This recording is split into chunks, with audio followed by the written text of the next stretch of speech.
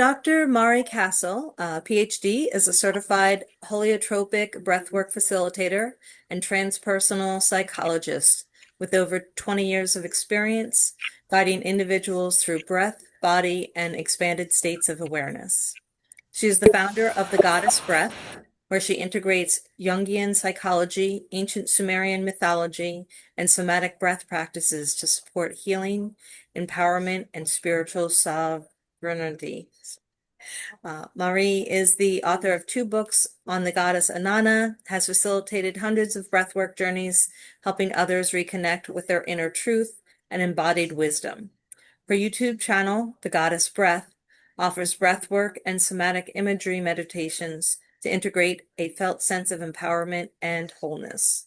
And you can learn more about her work and books at the posted website.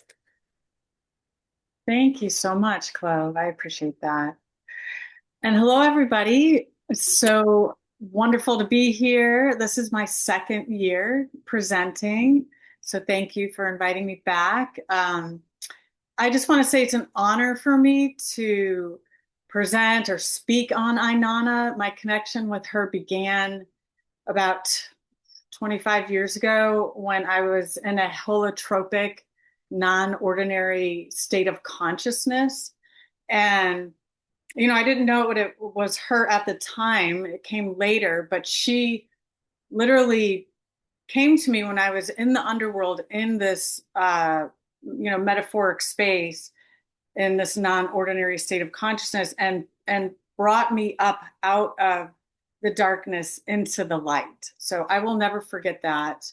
And I've pretty much committed my life and work to her, to Inanna.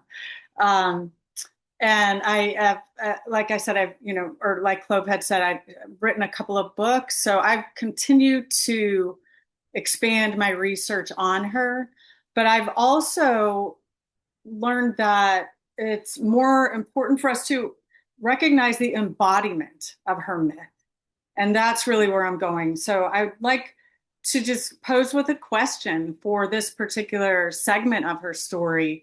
What if Inanna's descent and return is not merely an ancient myth, but a blueprint for human transformation? Because in my view, Inanna's journey to the underworld mirrors the transitions that we all face throughout life. For example, when a marriage ends, when we lose a loved one, when we experience an illness that changes our identity, when we reach midlife and begin questioning who we are often being called into our own descent. So what I have planned to present today is using Inanna's journey to the underworld as a blueprint or a map for our own life story. And we can explore her myth, to understand how life's transitions, divorce, grief, illness, various loss, and midlife change can become a pathway toward greater wholeness, deeper connections, and a renewed vision for the future. So, or at the very least, I will give a perspective of transformation that is from Inanna's ancient myth that we can all relate to based on our modern time. So another perspective I identify with in this part of her story is the Jungian individuation process. And I recognize not everybody's familiar with that, but if you are, or depth psychology, I'll be making a mention of a couple of points in some areas. And we'll begin with a few highlights of Inanna, as seen as Queen of Heaven and Earth. That's from the Sumerian culture, and related to our own experience of descent, the dark night of the soul, perhaps, or even embodying our feelings, going within. And I will do this through identifying with her story with the 3 centers of our body. So you'll notice that I'll talk through those 3 centers, and then I'd like to walk you through a breath work guided meditation that I'll offer some questions for you and a little bit, self-inquiry or reflection. So I hope that sounds good to everyone. And the part of Inanna's story to the underworld, I think, really begins when she gets an invitation to attend a funeral for her sister's spouse. So in essence, it begins with a call to a journey of descent. And I invite you to just take a breath with me now and consider for yourself, like really think about your breath for just a little bit. What does it mean if you hear in your mind something that can be considered an invitation to descend to the underworld? Are you being asked to release something? Are you being asked to die to a part of yourself? And if you've already been in the underworld and are ready to return, it could be a question such as, how do I return from the underworld more whole or more fully as my sovereign self, or an experience of coming home to yourself? So Inanna is queen of heaven and earth, and we begin with the part of her story there as focused in the lower center of our body, the abdominal area, the hips, just below the rib cage. And that's our connection to earth. So Inanna hears a call to the depths. Journeys are often filled with awe and wonder, but they can also not always go the way that we want it to go, the way we want to see it, right? So from a Jungian perspective, we can see that we may meet our shadow in this journey, or we may recognize what is missing in our life, or what has been rejected that can come to the surface when we go within. That's part of the aspect of what I see here is very clear. It's an invitation to go within. And when we go within, sometimes we may be suddenly aware that we have been disconnected to our body, and that then we can reunite that connection. So continuing with her story, Inanna finds herself at the gates of the underworld and messages Ninshubur, her holy servant, her confidant. She says, if I don't return within 3 days, send for help. She's trusting her intuition here, her innate gut instinct, and creating a safety net for herself to be able to fully immerse in the depths without hesitation. So the goddess Inanna proceeds to descend to the underworld. And she is asked by the temple guards, she is asked, why are you here? And she replies, to attend a funeral for my sister, Ereshkigal, the goddess of the underworld, in the loss of her husband. So they allow her to enter, of course, and passing through 7 gates, she's forced to relinquish all of her divine adornments, stripped of her royal garments, her gems, talisman, and measuring rod. And just a quick mention, in my book, Unveiling the Modern Goddess, I consider this to be the 7 energy chakra centers of the body. So this can be viewed also as just going within, or embodiment, because there's nothing left but her body. And so after passing through the 7 gates, she meets Ereshkigal, bowed low, naked and raw, She is literally immersed in the depths of earth at this time. Ereshkigal immediately strikes the eye of death on Inanna and instructs her to be hung from a hook and hang as a corpse, rotting as a corpse. So let's pause here just for a moment in the story and consider the view of the underworld as an inner psychological reality. With this awareness, we can ask ourselves, what am I open to releasing? Is it domination, control, power struggles? Is it fear? Is it a fear of or holding on to fixed ideals? Is it outdated identities or patterns that are no longer serving? So with that, that actual descent, she's in the underworld, letting go of what she no longer needs. She's removed from her earthly identity.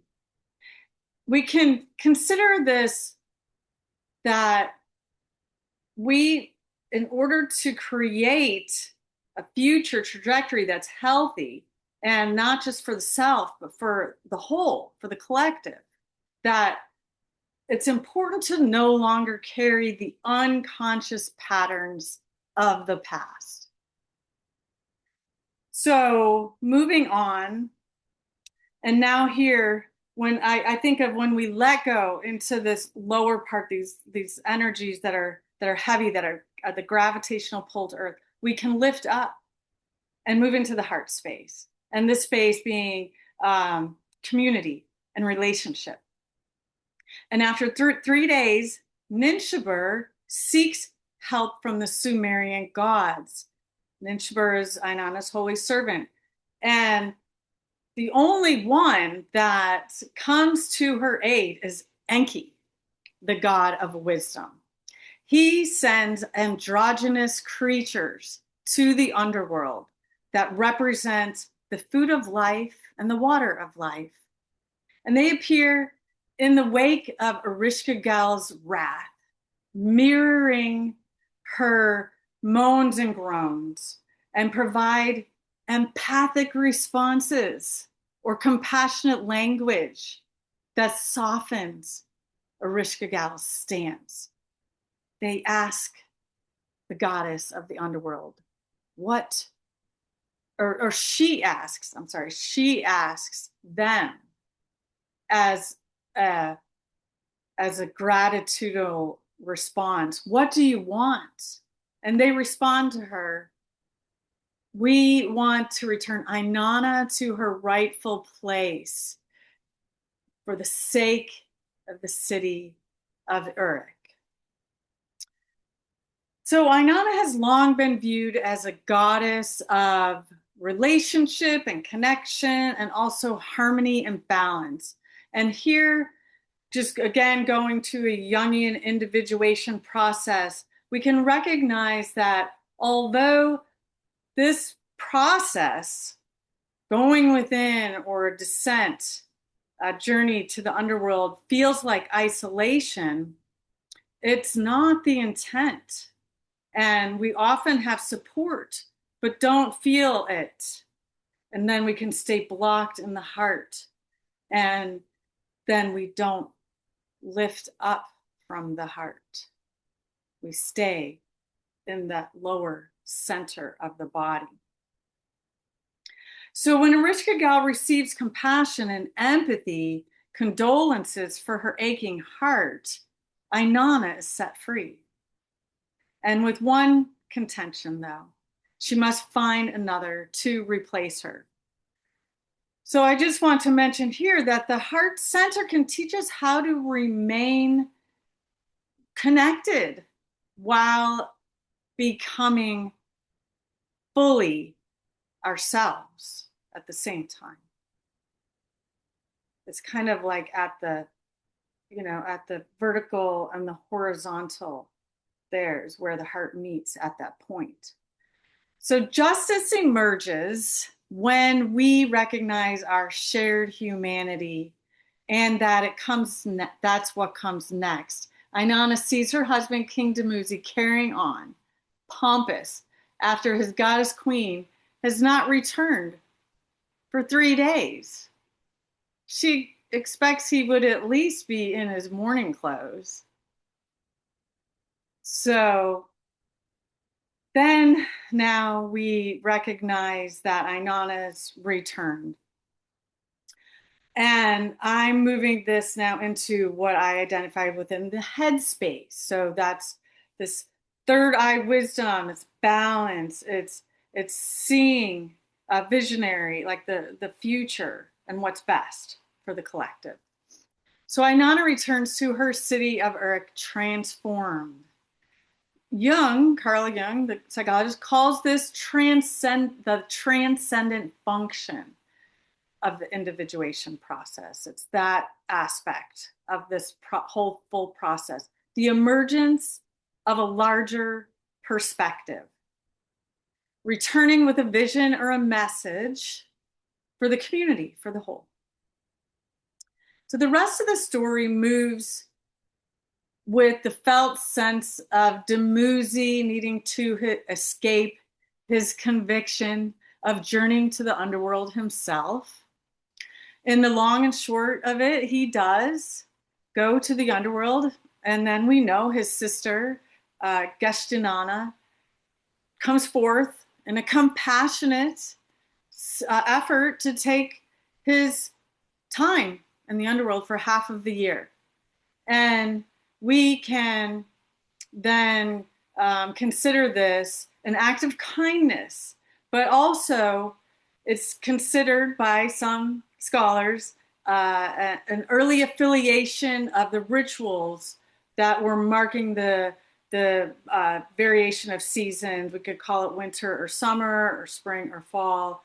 And I think of that when Dumuzi returns, that Inanna and him reenact the sacred marriage rite every year. It's an annual ritual of celebration, of bringing the opposites together, of balance, fertility for the land.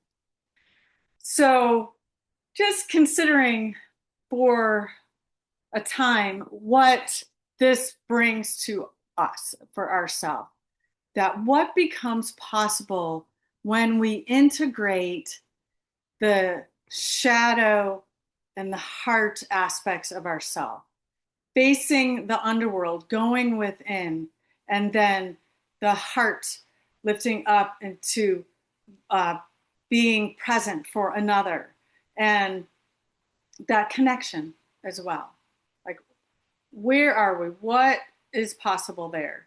And then seeing beyond polarity and imagining a future rooted in cooperation, balance, and wisdom.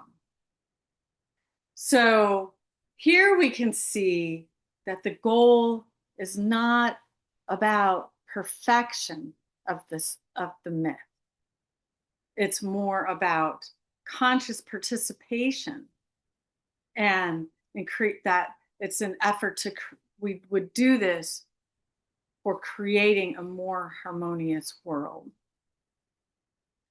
So that is my sort of brief interpretation of, well, very brief, obviously. We had just heard a very lengthy dissemination of Inanna's journey to the underworld. So I love that this just kind of comes in and captures it and highlights some of the points, because really my intention is for us to consider this as our own experience, like I said in the beginning. And now what I'd like to do is begin with the guided meditation. And with this, we'll do a little bit of breath work, and I'll walk you through all of this. And I'll be focusing on the three centers of the body, the lower, the heart, and the head center. And I'll just offer some reflection questions for you to think about. But we'll just kind of slow down here and start to use the breath to go within. If it's comfortable for you, I invite you to lower your eyes or close your eyes completely to get really settled in your seat. If you can lay down, I invite you to do that as well.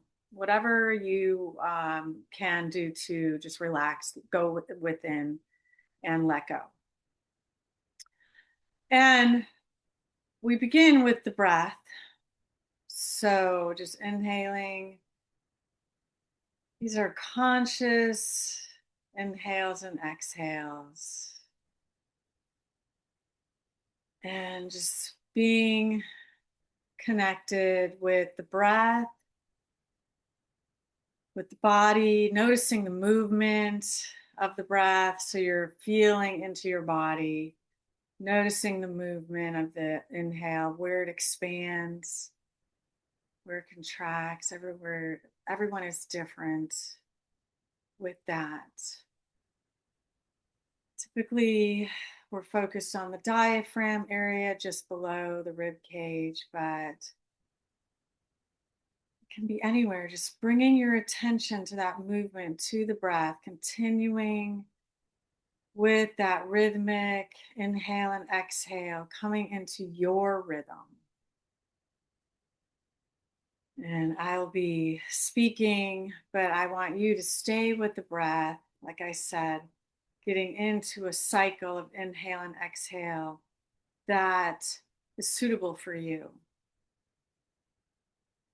And then, as you feel comfortable, I invite you to bring that breath now and the attention in your body to the belly area, to the abdominal area of your body. So bringing the breath longer, deeper, filling the belly, expanding into the abdominal area as you exhale slowly, gently. Then we'll keep coming back. Inhaling,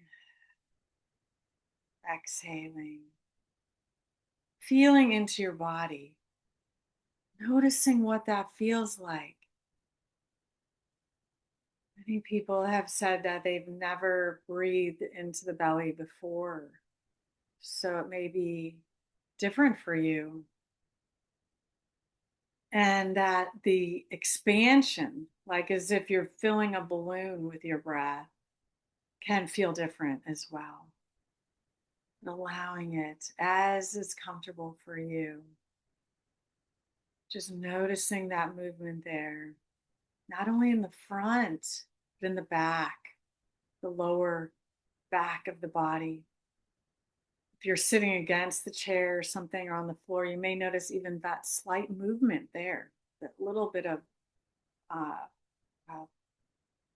gentle opening. So staying with the inhale and the exhale, continuing, like I said, with your own rhythm. Feeling the connection to earth as if you are feeling this sense of gravity, getting more settled, more relaxed, letting go into your legs and your feet. But connecting to our planet Earth, how you feel connected. Maybe it's in nature. Maybe it's just sensing that gravitational pull. Maybe it's sitting against a tree. And now considering these thoughts of inquiry, what do I have the capacity to let go of?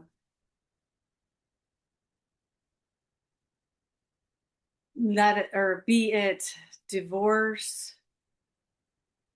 loss, maybe even just separation of another family member. Uh, what about letting go of expectations, old identities, or roles that no longer are fitting? What do you have the capacity to strip away, peel away, let go of when it comes to the egoic self?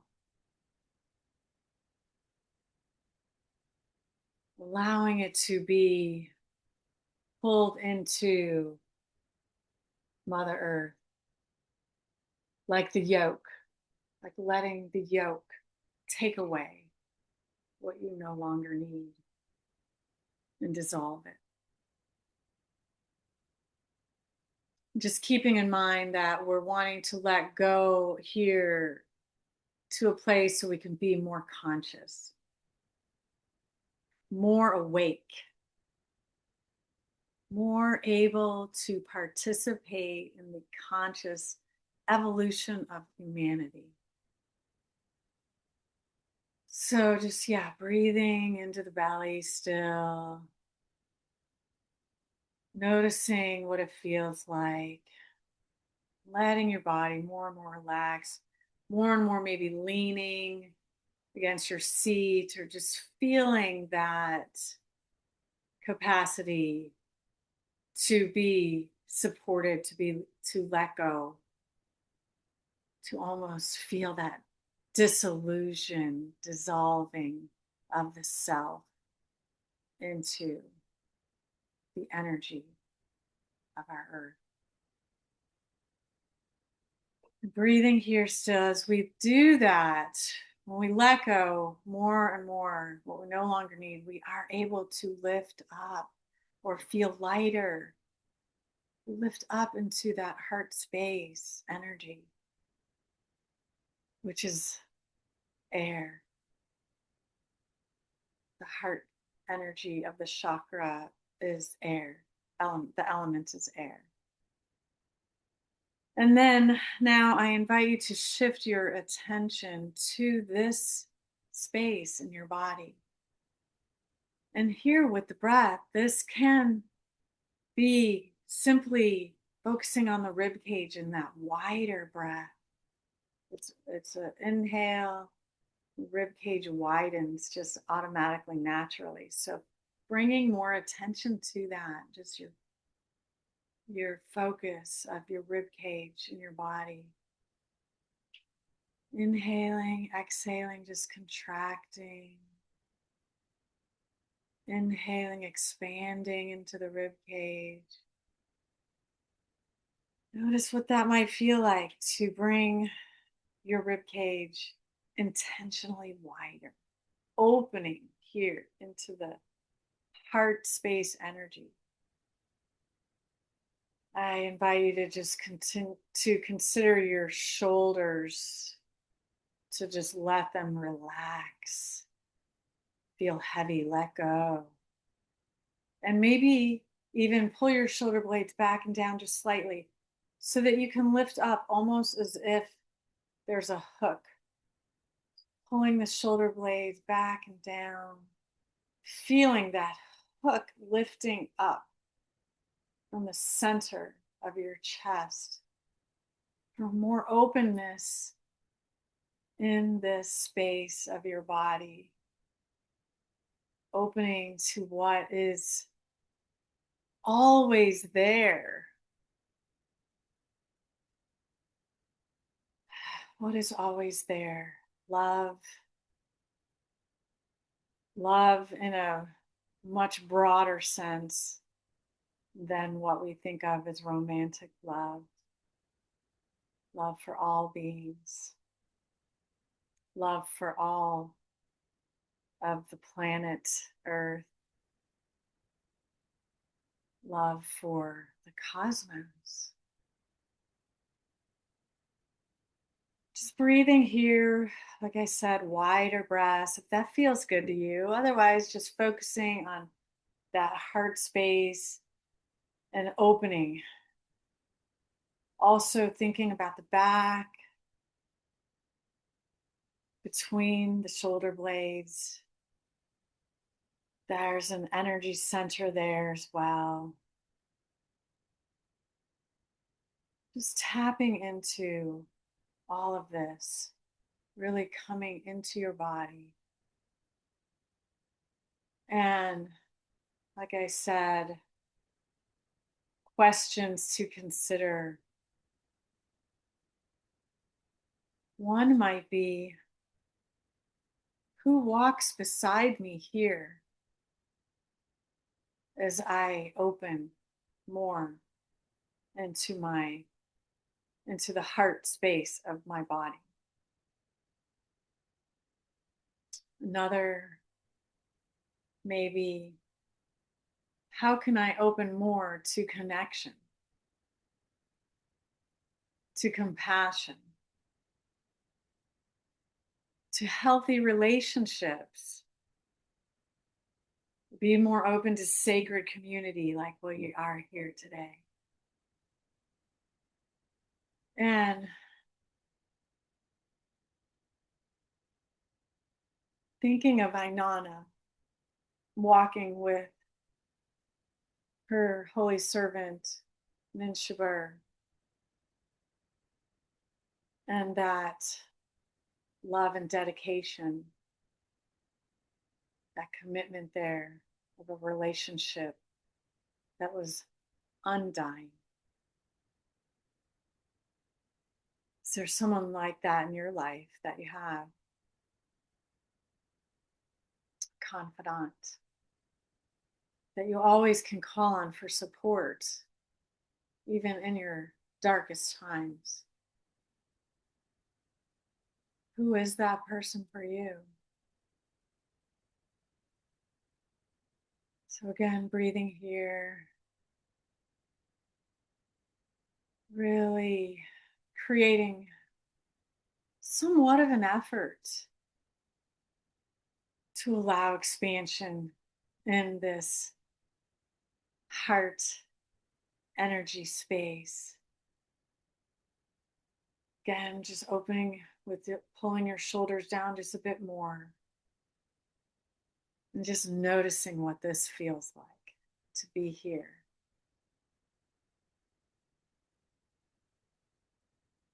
What do you feel? What emotions come, if any?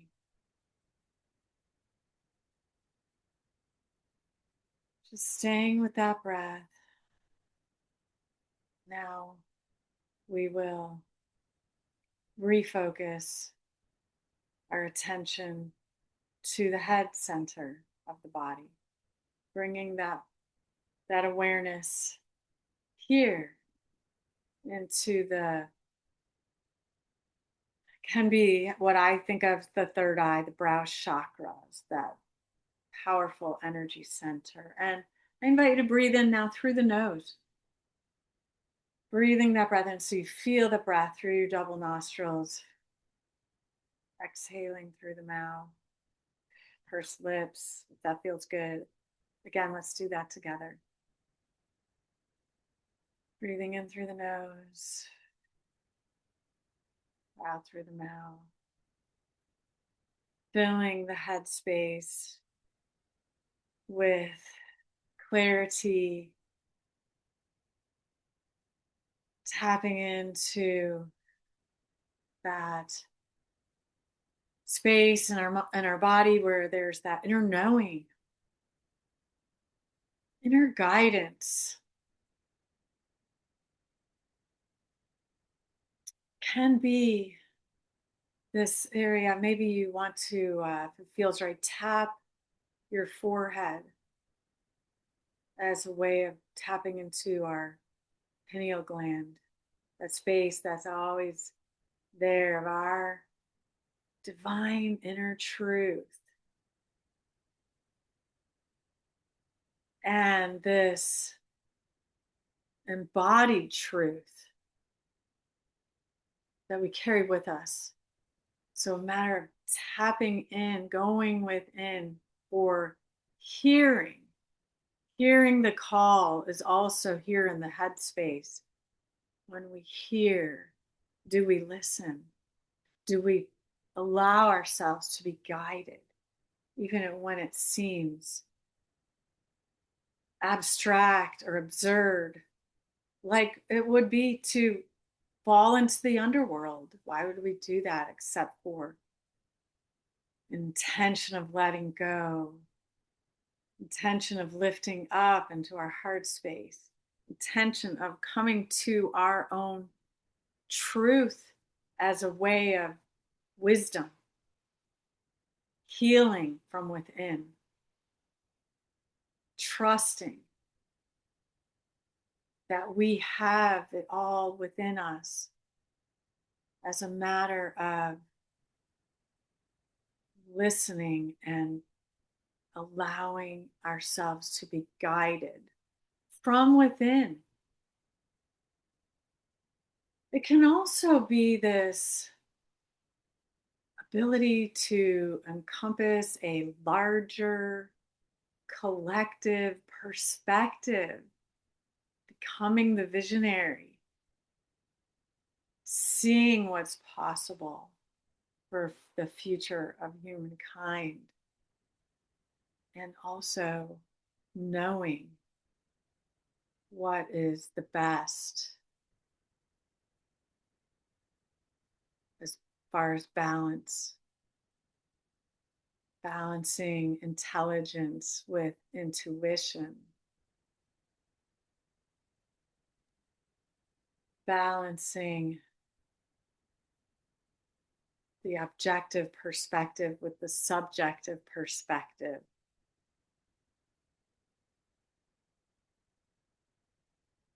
Balancing the external with the internal in a way of bringing in, almost like a spiral, the aspect of connection to others, relationships, but with our own sovereignty, our own inner knowing. Again, coming to the breath, staying with the breath, reflecting on all of this. I'm just going to help you stay with the breath as you open into your own mind,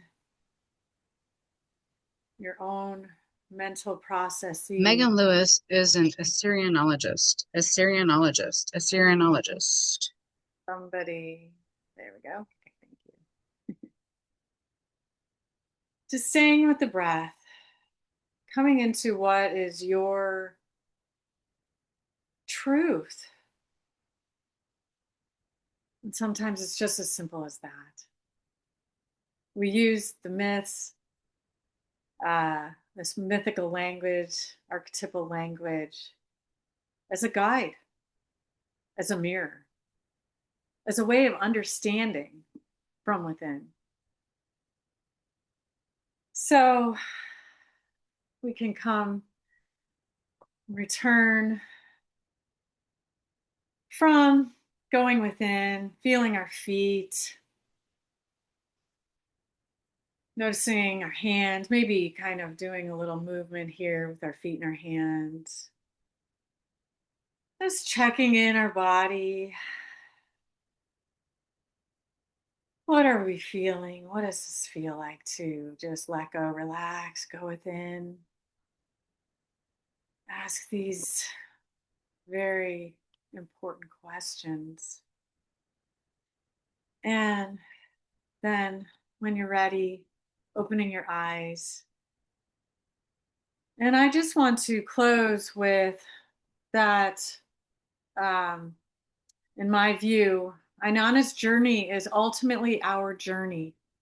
We descend into the depths of ourselves, release what no longer serves us or life, open our heart to authentic relationship, and return with a vision capable of serving something greater than ourselves. Perhaps where Inanna walks today is not in the temples of ancient Sumer, but through each one of us as we become more conscious and compassionate and whole at best. So, thank you all. I want to just